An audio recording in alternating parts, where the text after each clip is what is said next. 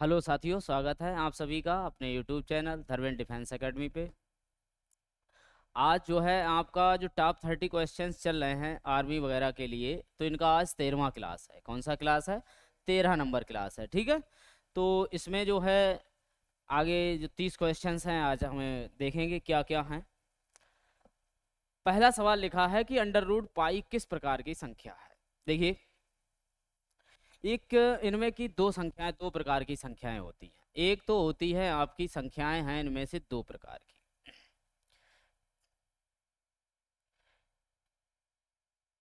एक तो आपने सुना होगा, एक ये हैं, एक होती हैं परिमेय और एक होती हैं अपरिमेय। कौन सी होती हैं? परिमेय और अपरिमेय। परिमेय को मतलब आप साधारण भाषा में भिन्न कह सकते हो। क्या कह सकते हो? भिन्न। अर्थात जो संख्या p बटे q के रूप में लिखी जा सकती हो वो क्या होती है? परिमेय है। और अगर जिसका या पूरा पूरा सॉल्यूशन किया जा सकता है, ठीक है। अपरिमेय संख्या वो होती है जो भिन्नात्मक रूप में नहीं लिखी जा सकती है, ठीक है। तो अपरिमेय संख्याएं हैं जैसे कि अंडर रूट में मान लो आपका 3 लिखा है, अंडर रूट 5 है, अंडर रूट 7, अर्थात इनकी कोई पूरी पूरी वैल्यू ना हो, वो होती हैं अपरिमेय संख्याएं। एक होती है आपकी पाई है। तो ये सभी कैसी संख्याएं हैं? अपरिमेय हैं, ठीक है। सभी प्राकृत संख्याएं, कौन कौन सी? प्राकृत संख्याएं।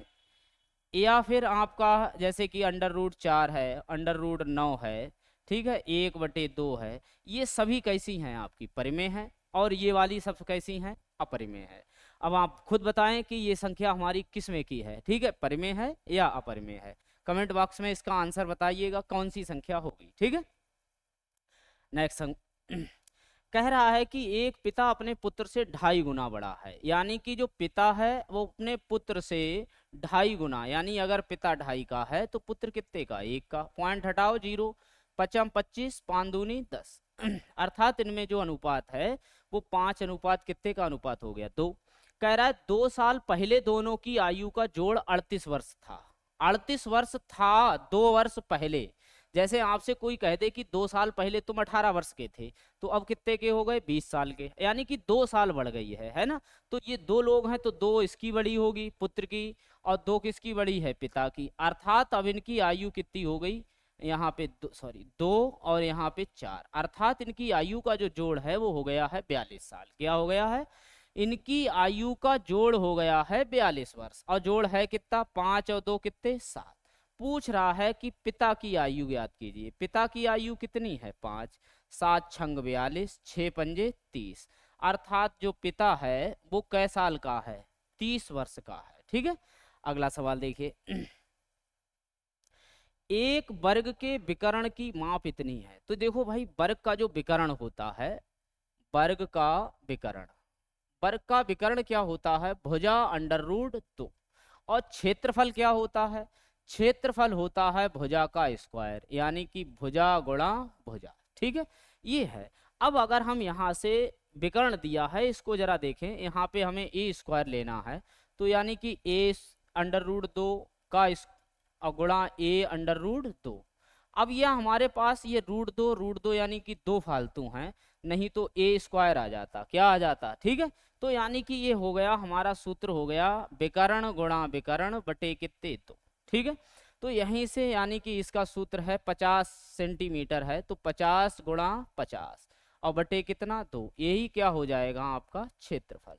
काट दीजिएगा 25, 25 पंजे 125, और ये 2 1 0 रहा, वर्ग सेंटीमीटर। तो हमारा जो क्षेत्रफल आ गया है वो आ गया है 1250 वर्ग सेंटीमीटर, ठीक है।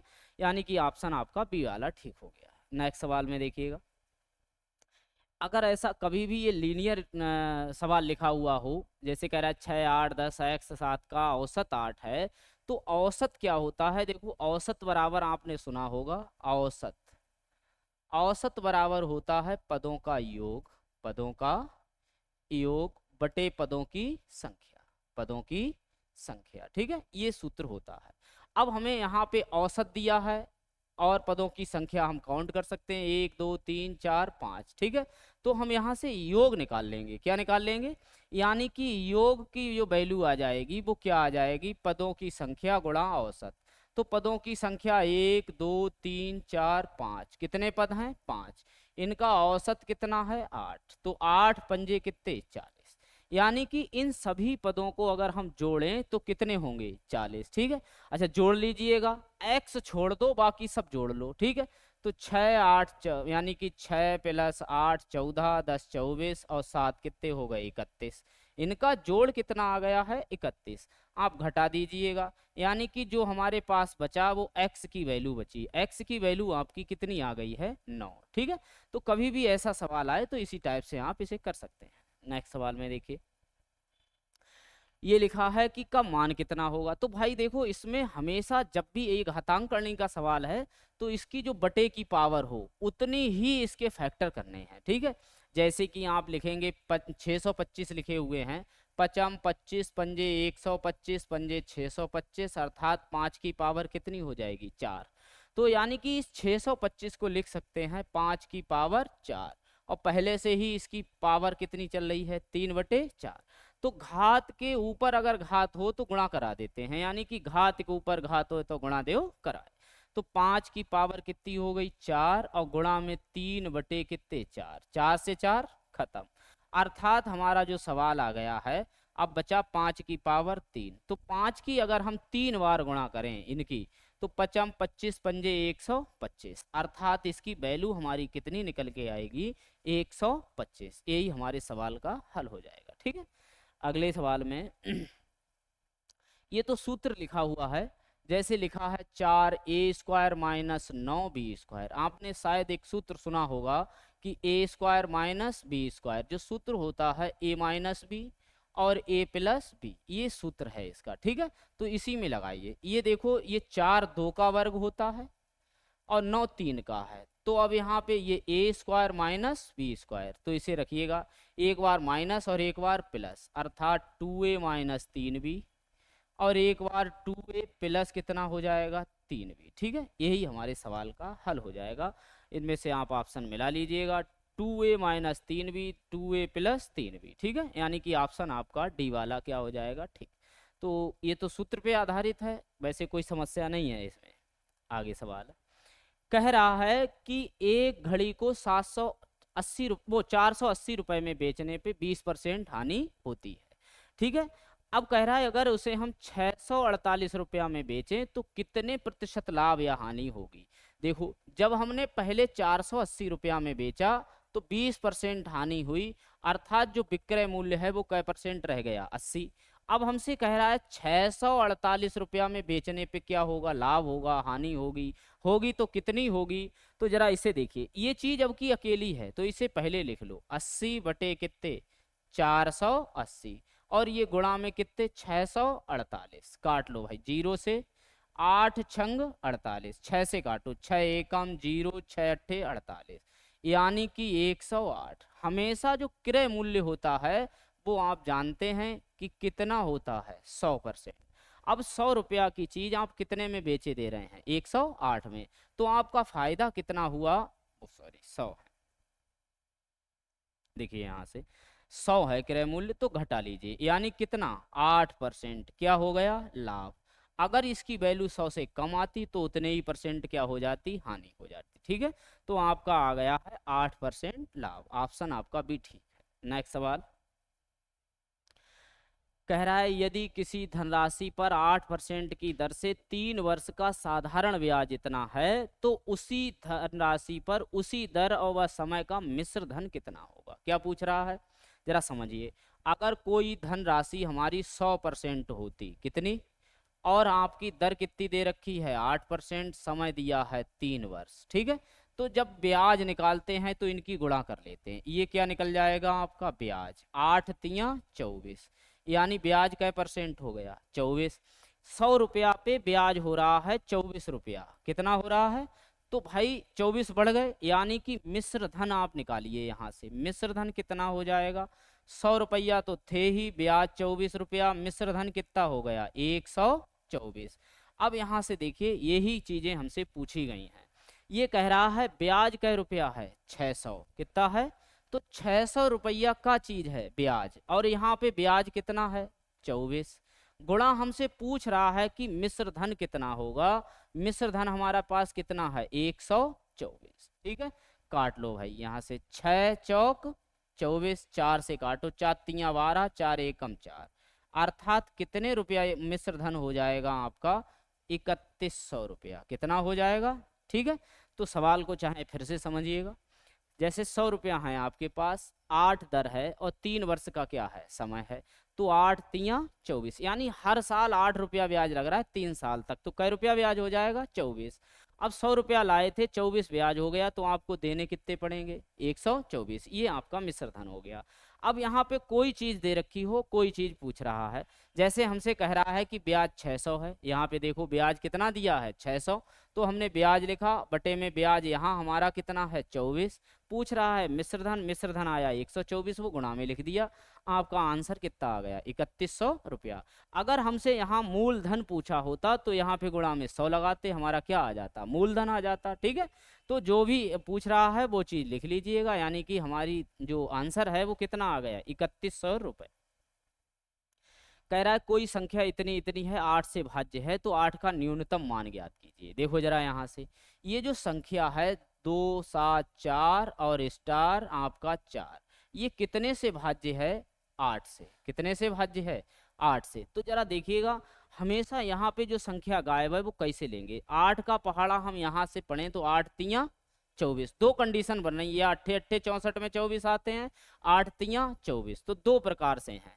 तो भैया देखो यहाँ से हमसे पूछ रहा है न्यूनतम संख्या, छोटी से छोटी, 4 स्टार 4, और यहाँ पे एक बार और 4 स्टार 4, क्योंकि दो संभावनाएं हैं, एक तो हमारे अगर हम करें 8 तियां 24 आते हैं, या 8 8 24 आते हैं, वो 64 आते हैं। ठीक है, तो दो बार में 4 आ रहा है, इसलिए हमने दो संभावनाएं लिख ली हैं पहले। ठीक है, अब जरा देखो एक बार 8 से कम पे पढ़िएगा, 8 पंजे 40, 8 पंजे अगर यहाँ पे 40 हो जाए तो 8 तियां 24, एक ये रखो, तो 4 2 4, अर्थात स्टार की वैल्यू आपकी कितनी आ जाएगी, कितनी आपकी आ जाएगी कितनी 2। ठीक है, अगर हम यहाँ पे और कोई वैल्यू रखेंगे तो हमारा हल हो ही नहीं पा रहा है, हो रहा है, तो सबसे बेहतरीन यानी कि वैल्यू हमारी कितनी आ गई है 2। या अगर हम 0 रखें यहाँ पे तो भी नहीं हल होगा, 8 चौक 32, 8 बच जाएंगे, 8 से फिर 8 कटेंगे नहीं, तो यानी कि हमारा आंसर फिलहाल कितना आ गया है 2। ठीक, इसे हटाइएगा, जरा देखो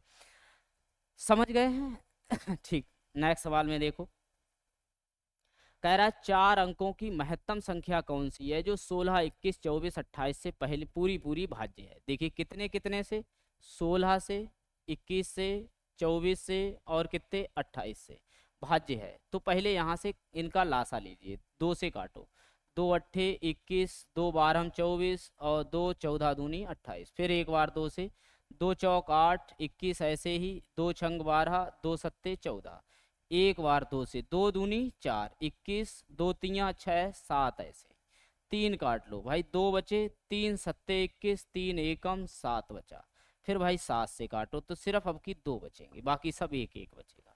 तो इन सब की क्या कर लीजिएगा, गुणा कर लो भाई। देखो जरा, 2 दूनी 4, 4 दूनी 8, 8 तियां 24, 24 दूनी 48, यानी 48 की 7 से गुणा कर लो, 7 अट्ठे 56 और 7 चौक 28 और 5 केते हो गए 33, यानी कि इनका जो लासा आ गया है वो कितना आ गया है 336।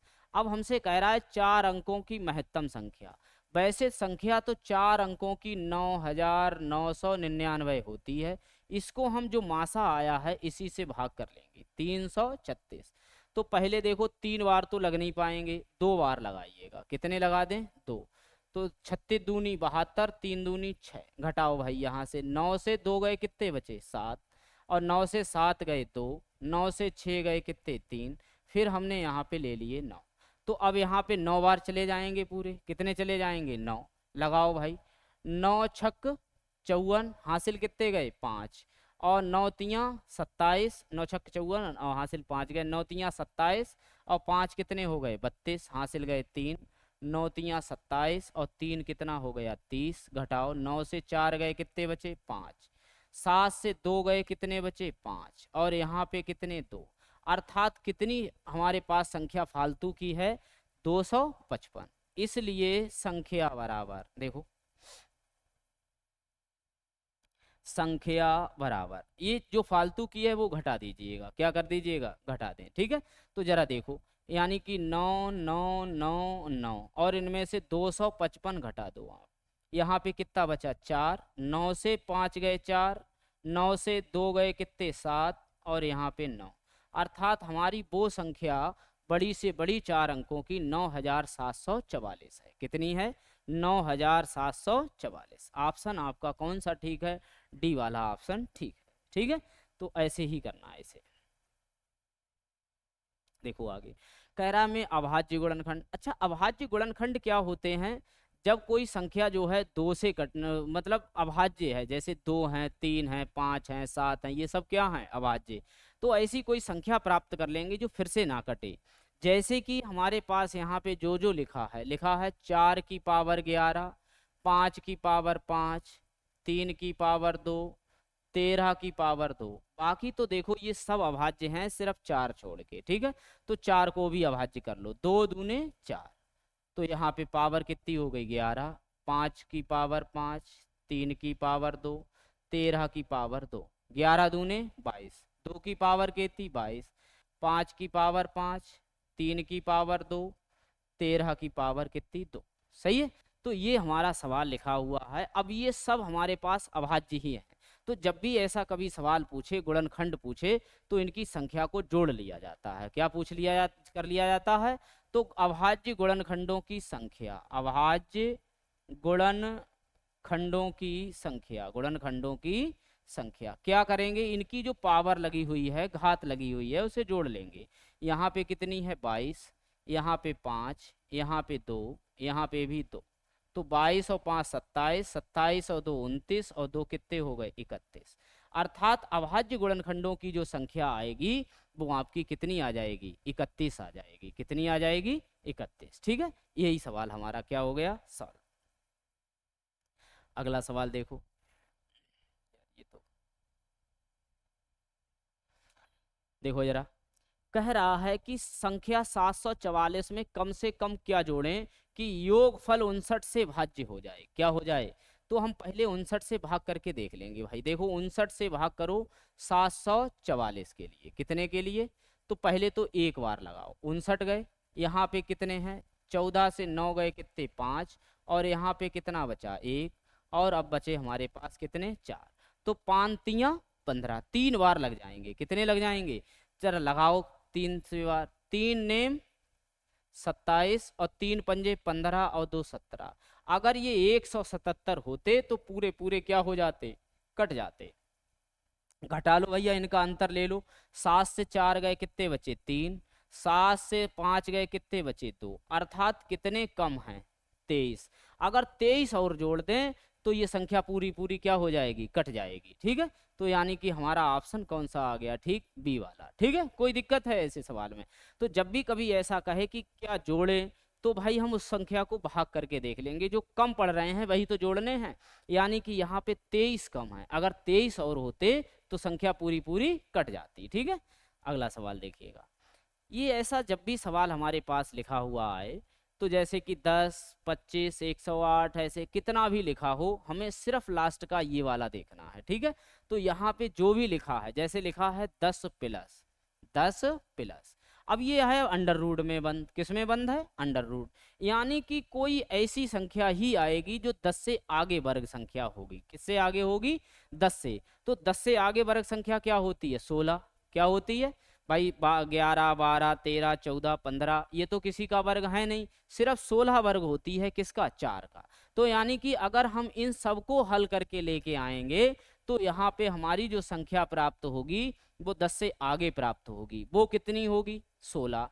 तो 16 किसका वर्ग होता है, 4 का। ठीक है, तो आपका आंसर कितना आ जाएगा, 4। अगर कहीं धोखे से भी यहाँ पे हमारे पास लिखा होता 10, वो सॉरी 10 है, और 10 में यहाँ पे लगा होता माइनस, क्या लगा होता, अगर 10 माइनस लगा होता, यानी चिन्ह हमारा अगला माइनस का होता, तो क्या करते हम यहाँ पे, यानी कि 10 से पीछे की वर्ग संख्या देखते, 10 से पहले वर्ग संख्या कौन सी रही होगी, 9। कौन सी रही होगी, तो 9 कितने का वर्ग होती है? 9 वर्ग होती है कितने का? 3 का। तो अगर यहाँ पे माइनस चिन्ह होता तो इसका आंसर कितना आता? 3। ठीक है, तो यही आपका बिल्कुल कभी हल नहीं करना है कि इतने इतने बड़े सवाल हैं ऐसे फटाफट लगातार हल किए हैं।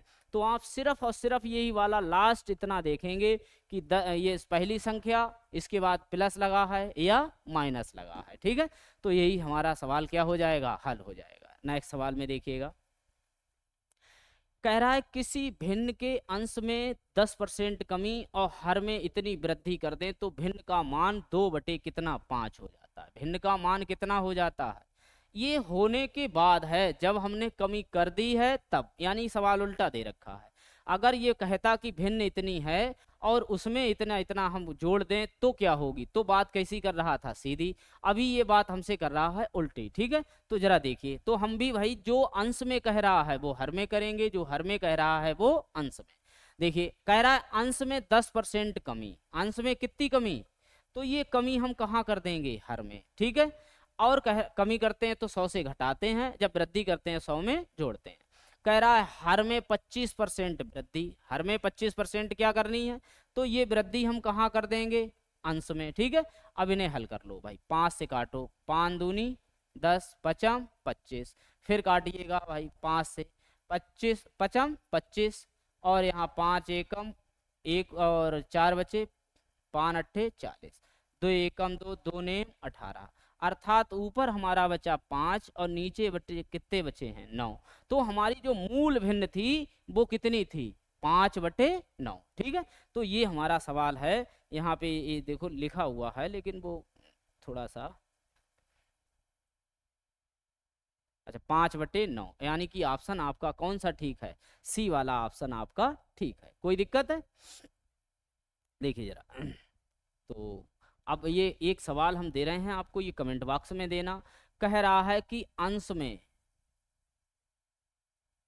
20% वृद्धि तथा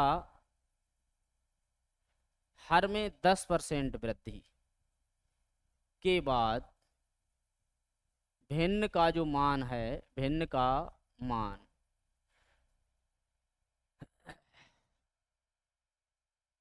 6/11 हो जाता है। मूल भिन्न बतानी है, मूल भिन्न। ठीक है, मूल भिन्न कितनी होगी, ये आंसर आप कमेंट में करके बताइएगा। ठीक है, तो सवाल को नोट करिएगा और इसे आप स्क्रीनशॉट ले सकते हैं, इनको हल करके, और कमेंट बॉक्स में इसका आंसर बताना है। अगला सवाल है, कह रहा है 600 मीटर लंबी रेलगाड़ी 45 किलोमीटर प्रति घंटे की चाल से किसी पुल को 16 सेकंड में पार कर जाती है। पुल की क्या बतानी है? लंबाई। लंबाई का मतलब होता है दूरी, और दूरी बराबर होता है चाल गुणा समय। ठीक है, तो पहली बात तो हमें निकालनी है दूरी। दूरी बराबर होता है चाल गुणा समय। ठीक है, तो चाल हमारे पास कितनी दे रखी है? देखो 45 किलोमीटर प्रति घंटा, और समय कितना दे रखा है? 16 सेकंड। अब ये घंटे में है, ये सेकंड में है, तो ठीक नहीं है, तो इन्हें भी सेकंड में बना लो। 5 बटे क्या लगाना पड़ता है? 18, और समय कितना है? 16। 9 दूनी 18, 9 पंजे 45, 2 अट्ठे 16, 5 25, अट्ठे 200। देखिए, जब भी आप जानते हैं कि चाहे रेलगाड़ी किसी पुल को पार करे, किसी भवन को पार करे, किसी प्लेटफार्म को पार करे, तो उनकी जो लंबाइयां हैं वो क्या हो जाती हैं? जुड़ जाती हैं। क्या हो जाती हैं? तो भाई ये प्लेटफार्म और रेलगाड़ी की लंबाई का योग है 200। अब हमसे ये कह रहा है कि रेलगाड़ी तो कै मीटर है? 60, तो इसमें से 60 घटा दीजिएगा, अर्थात कितना है? तो जो पुल है या प्लेटफार्म है वो कितने मीटर का होगा? 140 का। ठीक है, यही हमारा क्या हो जाएगा? आंसर। नेक्स्ट सवाल में देखें, कह रहा है किसी एक छात्र किसी परीक्षा में 64% अंक प्राप्त करके 12 अंकों से फेल हो गया। अगर परीक्षा पास करने के लिए 72% अंक लाने होते हैं तो हमें क्या बताना है? पूर्णांक। देखो फेल हो गया, पास हो गया, ये सब अंतर होता है, ये सब क्या होता है? अंतर। तो जो इनका अंतर दिया हुआ है वो हमारे अंकों का कितना है? 12। कितना है? ये कब है? जब वो लाने कितने थे? 64, और लेके कितने आया? वो लेके आया 64 और लाने कितने थे? 72। तो यानी अंतर कितने का हो गया? 8 का। अब हमसे पूछ रहा है पूर्णांक। पूर्णांक तो हमेशा कितने का होता है? 100 का। काटिए, 4 दूनी 8 और 4 तियां 12, 2 से काटो, 2 पंजे 10, 50 तियां 150, अर्थात उस परीक्षा का जो पूर्णांक था वो कितना था, 150। कितना था, 150। ठीक है, तो यही हमारे सवाल का क्या हो गया हल। तो जब भी कभी ऐसा आएगा इसी टाइप से करना है आपको। आगे देखिएगा, कह रहा है 48 व्यक्ति किसी काम को 15 दिन में पूरा करते हैं, यदि कार्य 12 दिन में पूरा करवाना हो तो कितने आदमी और चाहिए हैं, कितने आदमी और चाहिए हैं। तो जरा देखिए, जो 48 लोग हैं वो काम करते हैं कै दिनों में, 15। काम कै दिनों में करवाना है, 12। तो भाई 12 चौक 48, 12 चौक 48, 15 चौका 60, अर्थात 60 आदमी होने चाहिए। कितने होने चाहिए, और आदमी हैं कितने, 48। तो बढ़ाने कितने पड़ेंगे आपको, 12 व्यक्ति और बढ़ाने पड़ेंगे। कितने व्यक्ति बढ़ाने पड़ेंगे, 12। तो आपका आंसर कौन सा आ गया है, बी।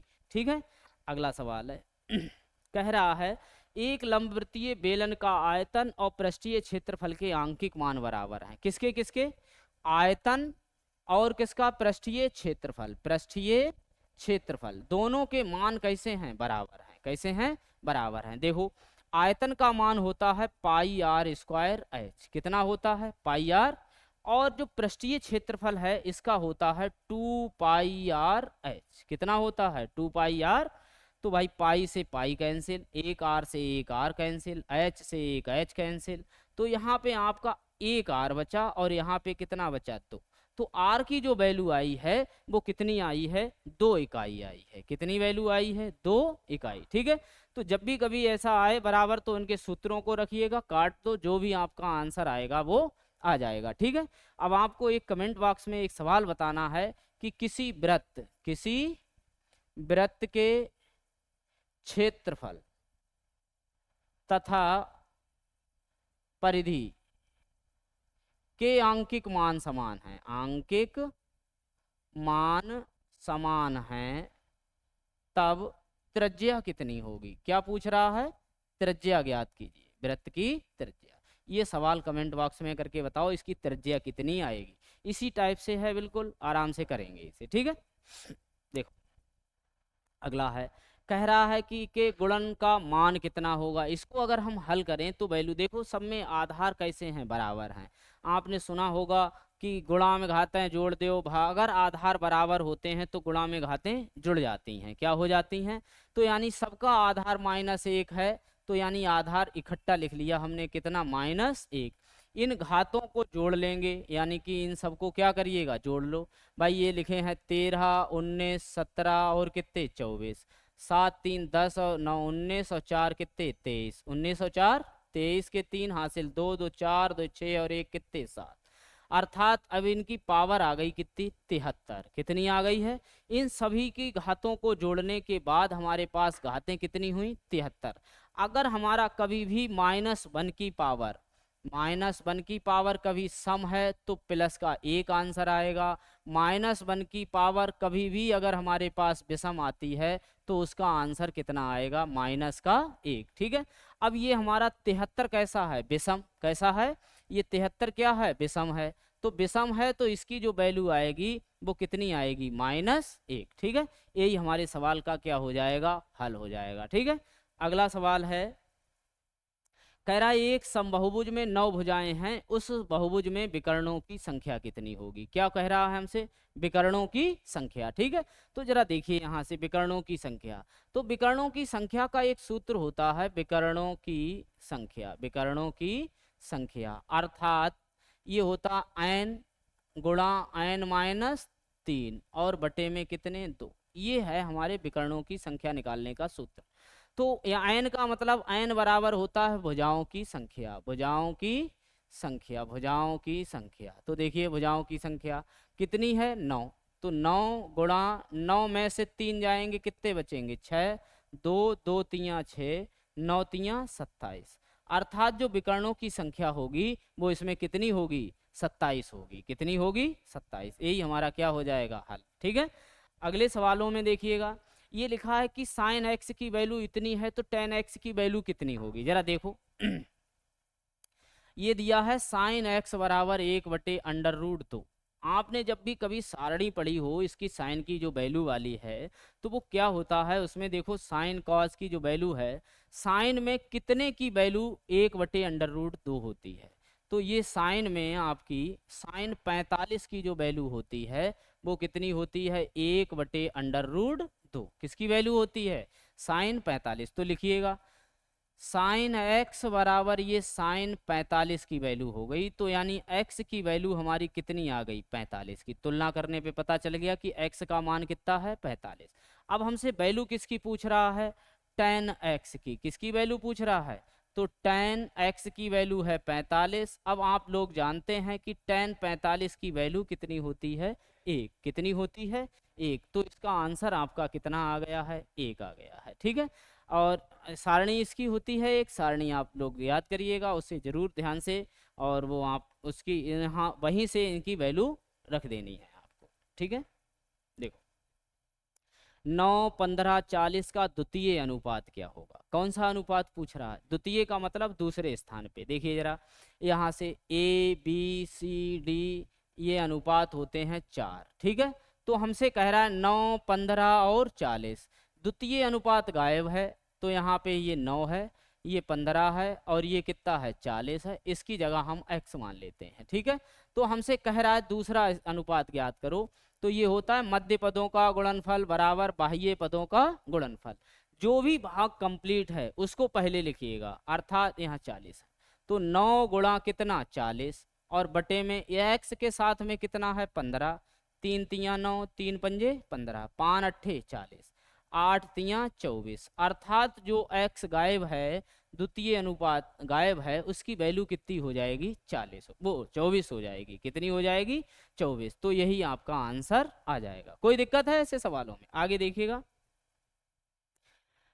कह रहा है इसकी वैल्यू क्या होगी, इसमें जो a गायब है, a की वैल्यू बतानी है। तो जरा देखो, आपने एक सूत्र सुना होगा, ये लिखा होता है √a⁴x और यहाँ पे y, अर्थात इसका ये मतलब हो जाता x बटे कितना, y। ठीक है। तो ऐसे ही हम इसको लिखेंगे, तो ये हो जाएगी 8⁴ 2 बटे कितना, 3 और बराबर 2⁴ a। देखो जब भी घातांक का कोई सवाल आए तो विशेष ध्यान रखना है कि जब के आधार बराबर नहीं है तो उनका कुछ भी नहीं कर सकते हैं। ठीक है।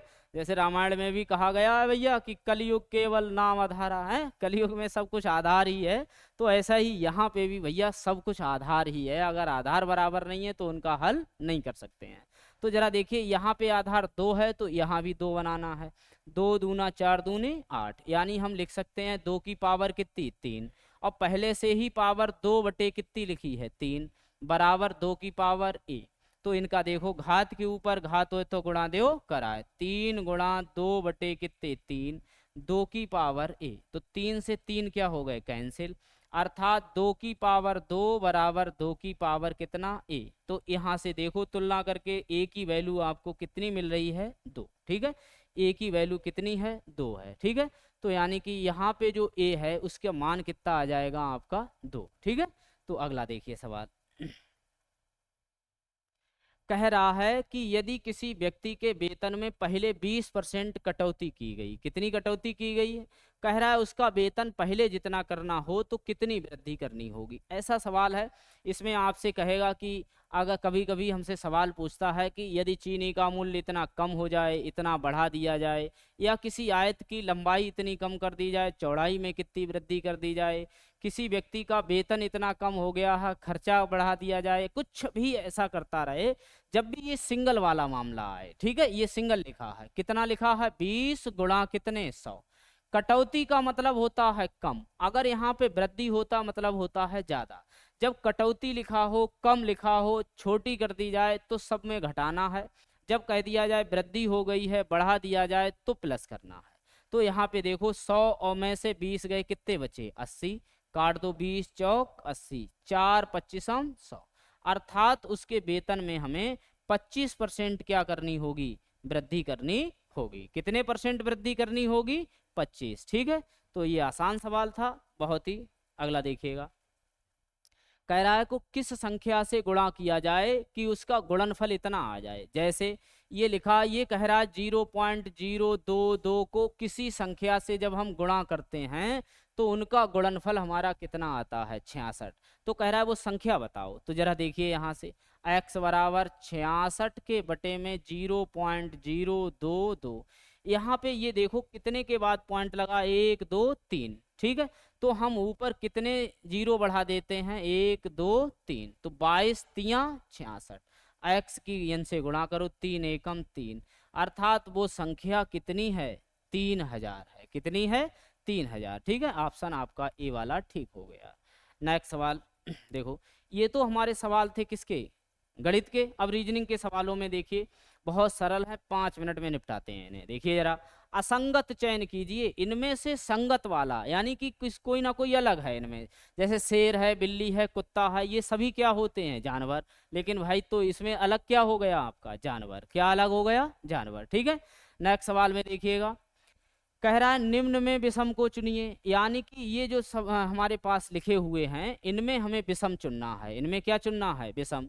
देखो ए सी ई, जरा देखिए, ये लिखा ए सी और क्या लिखा ई, तो इनमें बीच बीच का, यानी कि यहाँ पे का बी गायब है, यहाँ पे क्या गायब है, डी, अर्थात एक एक अक्षर छोड़ दिया है। क्या कर दिया है, अगले में देखिएगा ये लिखा है हमारा, क्या लिखा है, एफ एच और क्या लिखा है, जे, है ना। तो यहाँ भी एक अक्षर छोड़ दिया गया है ना, जी एच आई, यहाँ पे ये छोड़ दिए गए हैं। अब अगला सवाल देखिएगा, ये लिखा है के एल एम, अब ये तो लगातार हैं, ये क्या है, इनके बीच में कुछ भी नहीं छोड़ा गया है। अगला सवाल है यहाँ पे एस यू बी, तो इनमें भी एक एक का गैप है, अर्थात किसमें गैप नहीं मिला हमें, के एल एम में। तो हमारा जो ऑप्शन हो जाएगा वो कितना ठीक हो जाएगा, के एल एम। ठीक है, ये बिना गैप वाले हैं। आगे देखिएगा, कह रहा है कि श्रृंखला को पूरा करो, इसमें कुछ ना कुछ या तो हमसे जुड़ रहा है, या घट रहा है, या भाग हो रहा है, या गुणा हो रही है। जरा देखिए, जिधर से ज्यादा शब्द होते हैं उधर से सॉल्व करते हैं। यहाँ 16 थे, फिर कितने रह गए, 8। यहाँ 48 थे, कितने हो गए, 16। तो यहाँ तो हमें लग रहा है कि अगर हम 2 से भाग कर दें 16 को तो 8 हो जाएंगे, और 48 हैं, 16 लाने हैं, तो हमें कितने से भाग करनी है, 16 तियां 48। अब जरा देखो क्रम से, 2 से भाग, फिर 3 से भाग, अगले को कितने से, 4 से। यानी हम किस संख्या में 4 से भाग करें कि 48 आ जाएं, तो 48 की हम 4 से क्या कर लेंगे, गुणा। भाई भाग का उल्टा गुणा है, उल्टा करना है।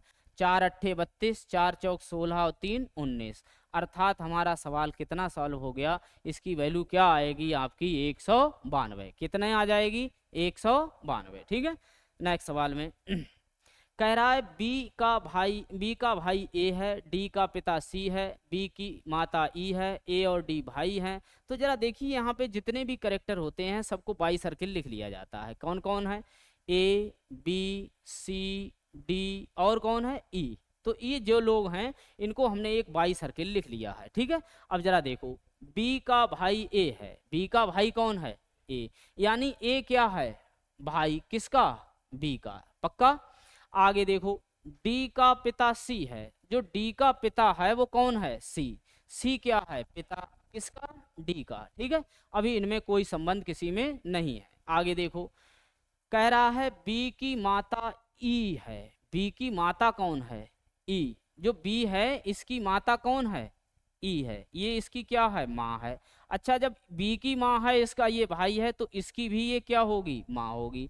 हो सकता है ये लड़का हो सकता है लड़की हो, वो बाद की बात है, लेकिन इन दोनों की ये क्या हो गई, माँ हो गई। ठीक है, आगे देखो, ए और डी भाई हैं, ए और डी क्या हैं, भाई, यानी ए और डी भाई हैं, ये हैं क्या हैं, भाई भाई हैं। जरा देखिए यहाँ से, ये अगर भाई हैं तो ये भी इसका या तो भाई है या क्या है, बहन है, या भाई है या बहन है। अब जरा समझो, डी का पिता कौन है, तो यानी कि इसकी माँ ये हो गई। ठीक है, अब यहाँ माँ बाप का इनका पता चल गया, इनकी जो माँ है तीनों की वो कौन है, ई, और तीनों का पिता कौन हो गया, सी। ठीक है, अब इसके बाद में हमसे कह रहा है ई का सी से क्या संबंध है, किसका पूछ रहा है, ई का सी से।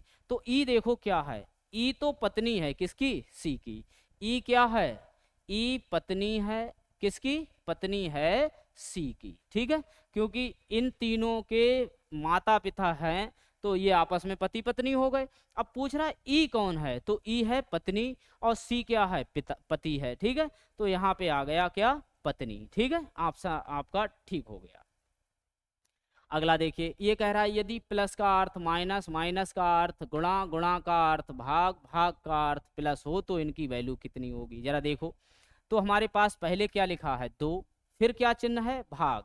अब देखो यहाँ पे कहीं भाग का अर्थ कुछ लिखा है, कह रहा है तथा भाग का अर्थ प्लस, भाग का अर्थ क्या है प्लस।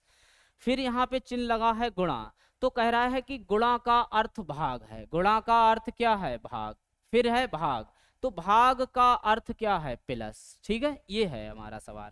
अब जरा देखो 6 से 6 को भाग देंगे कितना जाएगा 1। अब हमें आया 2 प्लस 1 प्लस कितना 2, तो 2 1 3 और 2 कितने हो गए 5, अर्थात इसकी जो वैल्यू आ गई आपकी वो कितनी आ गई है 5। ऑप्शन आपका कौन सा ठीक हो गया, डी ऑप्शन आपका ठीक हो गया। ठीक है, तो ये आज के हमारे क्या थे सवाल थे, 30 क्वेश्चन थे, बहुत ही बेहतरीन सवाल हैं और इन्हें अवश्य करिएगा। बेफालतू की क्लासेस देखने से बढ़िया है कि इन्हीं क्लासों को देखिएगा, आपका जो है 100% आर्मी में यहीं से क्वेश्चंस आएंगे। ठीक है, तो जय हिंद जय भारत।